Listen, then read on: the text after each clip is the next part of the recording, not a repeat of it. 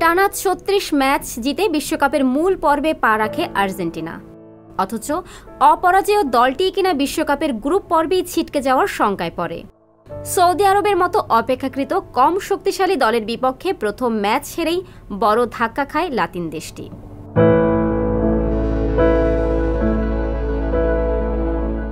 কিন্তু সেই হোঁচটে যেন সাহসের বাতিঘর হয়ে পথ দেখায় লিওনেল মেসিদের। এরপর কেবল জয়ের গল্প। প্রথম ম্যাচের হারের হতাশা কাটিয়ে বিশ্ব চ্যাম্পিয়ন হয় লিওনেল স্কালোনির নেতৃত্বাধীন দলটি।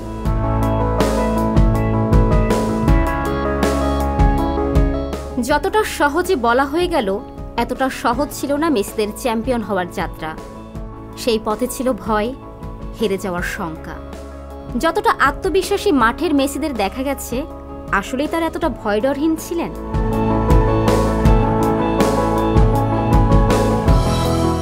গ্রুপ পর্ব থেকেই নকআউটের স্বাদ পাচ্ছিল আর্জেন্টিনা।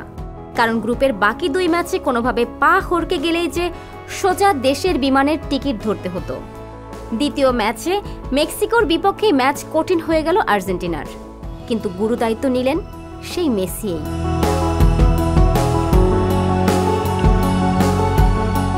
দ্বিতীয়ার্ধে তার চমৎকার গোলে জয়ের রুদ্ধ দ্বার খুলে ফেলে দিয়েগো ম্যারাডোনার উত্তরসূরিরা। তারপর কেবল এগিয়ে যাওয়া, ইতিহাস তৈরির মঞ্চের দিকে।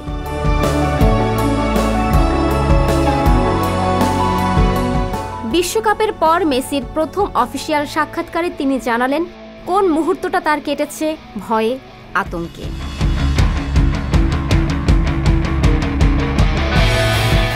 আর্জেন্টাইন জাদুকর বলেন, সৌদি আরবের বিপক্ষে প্রথম ম্যাচে হার সবচেয়ে কঠিন মুহূর্ত ছিল। মেক্সিকোর বিপক্ষে আমাদের লড়াইটা কঠিন ছিল, কারণ এই ম্যাচে আমরা ঝুঁকির মধ্যে ছিলাম। অথচ এমন ম্যাচে আমরা সবচেয়ে খারাপ খেলেছি। তবে আমি আত্মবিশ্বাসী ছিলাম যে আমরা এই বাধা পার হয়ে যাব। আমাদের দলটা এমন ছিল, সবাই জয়ের জন্যই খেলছিলাম। দলের মানসিকতা এমন না হলে এই পরিস্থিতি অতিক্রম করা খুব কঠিন হতো।